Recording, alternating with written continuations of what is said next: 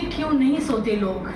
एक प्रश्न आप लोगों के समक्ष छोड़ रही हूँ और इसका अंत में उत्तर भी दूंगी कि अब रातों में क्यों नहीं सोते लोग। बहुत की जानने की कोशिश, बहुत किया ढूंढने का प्रयास, फिर भी नहीं मिला कोई जवाब। एकाएक एक प्रकाश सा कौन था, मूक शब्दों में कुछ गूंजा, लगा कि जैसे कोई कह रहा, सीमित शब्दों में कुछ तौल रहा। मेरे कानों के पास आकर बोला, जैसे किसी ने मीठा रस घोला।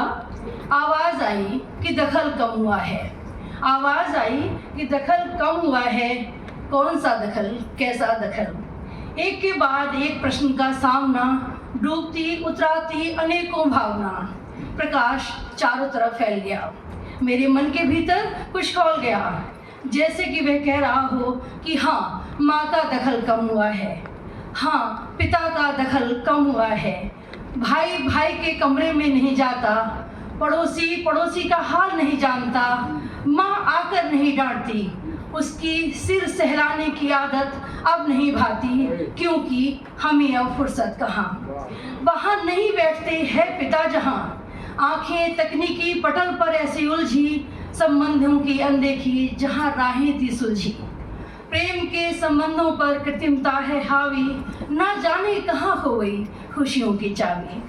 क्योंकि अब रातों में नहीं सोते लोग, फुर्सत की कमी है, न रिश्तेदारियों में जाना, ना हितैषियों को अपने घर बुलाना। हम सीमित हो गए हैं, बाहर से दमदार, अंदर से खोखले हो गए हैं। बुआ, मौसी, दादी, नानी के किस्से केवल स्मृतियों में बचे रह गए हैं। घर के कमरे संबंधियों से नहीं, सजावट के सामान से सजे रह गए हैं। इसलिए अब रातों में नहीं सोते लोग। माँ खरने लगी है, पिता तरसने लगा है, भाई बहन का मिलना सिमटने लगा है।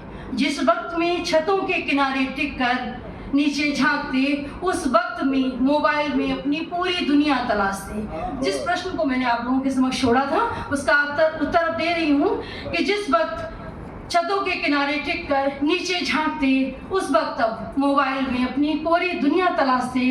दिमाग कृत्रिमता का आघात झेल झेल कर शून्य हुआ जाता है, इसीलिए संबंधों का संसार जला जाता है।